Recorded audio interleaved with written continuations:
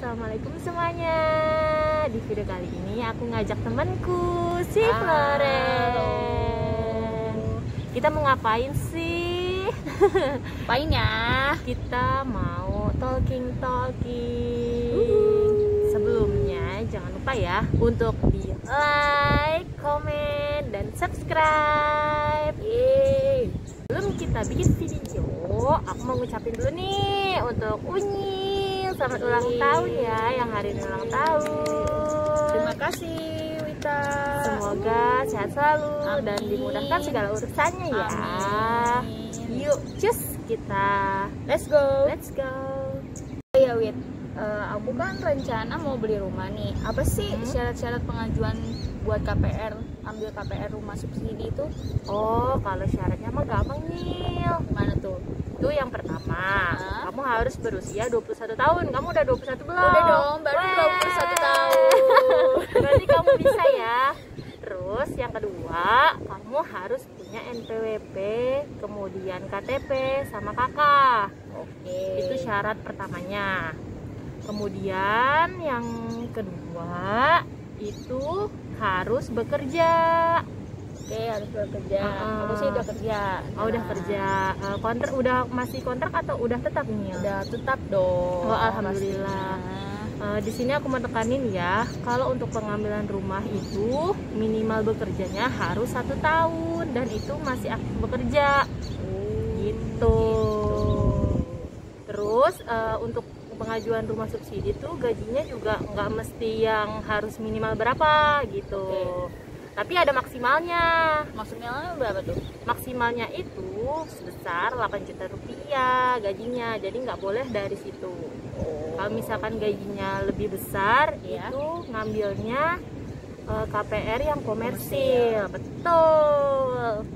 Wait, aku kan udah kerja nih. Apa sih yang harus aku iniin buat dokumen-dokumennya? Oh, yang kamu harus siapin nih. Iya, buat siapin apa kalau tuh? pas kamu bekerja nih ya, yang pertama tuh slip gaji. Oke. Slip gajinya? 3 bulan. 3 bulan terakhir. Oke. Slip gaji, rekening koran, terus surat keterangan aktif bekerja, sama surat kalau kamu kan udah tetap nih. Iya. Jadi harus melampirkan surat pengangkatan kerjanya. Seperti itu. Jadi nanti dilampirkan untuk pengajuan KPR-nya. Oh iya, jangan lupa Nyil, satu Apa lagi. Kamu juga dalam sekaka tuh belum punya rumah gitu. Jadi nanti ada surat yang harus kita minta dari kelurahan gitu. Apa tuh Namanya yang diminta sama kelurahan? surat keterangan tidak memiliki rumah. Itu penting, syarat utama juga itu. Gitu. Berarti tetap harus ke kelurahan ya? Berarti kan kita harus minta juga dulu dong ke RT RW-nya baru nanti ke Iya, kelurahan, betul gitu. banget. Wah, kayaknya udah siap nih. Aku sih udah mau rencana, jadi ya makanya aku nanya-nanya sama kamu Wita, karena kamu kan udah beli rumah tuh. Jadi aku iya, jadi alhamdulillah. punya motivasi juga. Asik. Semoga ya, Nyil. Amin. Nah, Wit, aku dengar nih yang kalau sekaka itu cuma boleh beli 1 rumah. Itu gimana tuh? Maksudnya? Oh iya nih, aku juga mau sekalian klarifikasi sama kalian semuanya bahwa yang dimaksud dalam 1 kakak itu 1 rumah itu nggak bener. Itu salah. Maksudnya gini, misalkan kamu ya Floren punya adik, punya adik si Via. Oke. Nah, itu kan dalam sekakak tuh belum punya rumah. Ya, Misalkan kamu mau ngambil rumah, terus adekmu juga mau ngambil rumah subsidi. Nah, itu masih boleh seperti itu. Oh, masih boleh. Boleh ngambil 2 asal dalam sekakak tidak memiliki rumah. Gitu. Nah, kalau misalkan contoh, kalau aku misalnya udah nikah sama orang lain. Nah, aku udah punya rumah nih, udah ngambil rumah subsidi, udah ngambil kan. Nah, terus suamiku belum punya rumah. Nah, terus dia mau ngambil, itu boleh nggak? Oh, kalau gitu sih itu dia nih yang dimaksud. Yang dimaksud tidak boleh memiliki 1 rumah dalam sekakak. Jadi misalkan kamu udah nikah, kamu udah punya rumah subsidi atas nama kamu, terus suamimu pengen ngambil lagi rumah subsidi, itu nggak boleh.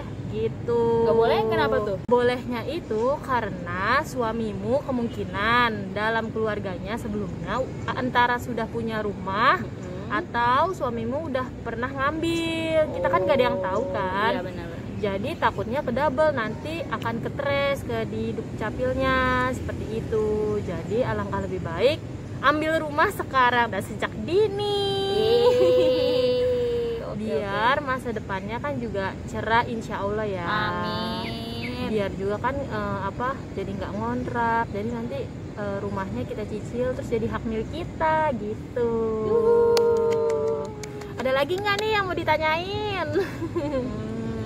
Kalau aku sih udah paham sih untuk ngambil gimana caranya, pengajuannya, gitu. terus siapin dokumen apa aja, aku udah paham. Mau tahu nggak nih langkah-langkahnya gimana? Gimana tuh langkah-langkahnya? Oke, langkah-langkahnya apabila kamu mau ngambil di rumahku, kan setiap developer tuh kan pasti beda ya, paling cuman beda-beda dikit, ada yang dikurangin, ada yang ditambahin untuk mengenai syarat dan tata caranya.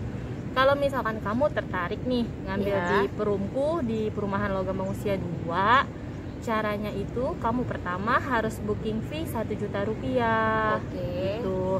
Kemudian sekarang pakai DP. DP-nya berapa? DP-nya 2.400.000 rupiah. Jadi totalnya all in 3,4 seperti itu. Setelah itu untuk DP dan booking fee-nya bisa dicicil loh. Dicicilnya berapa? Dicicilnya kurang lebih 3-4 bulan, tergantung kamu akadnya kapan. Pokoknya pas akad otomatis udah harus lunas dong ya. Untuk akadnya, untuk DP-nya sama bookingnya seperti itu. Lalu setelah booking nanti kamu dapat kwitansi nih, kwitansi bahwa kamu udah booking istilahnya kan. Kalau kamu emang belum ada uang, bayar 1 juta dulu itu boleh. Jadi di sini nggak disusahin. Terus mantap ya. Iya. Terus abis itu setelah booking nanti kamu dikasih kayak berkas yang harus kamu lengkapi. Misalnya kayak fotokopi KTP, NPWP, KK, dokumen-dokumen yang harus dilengkapi seperti itu.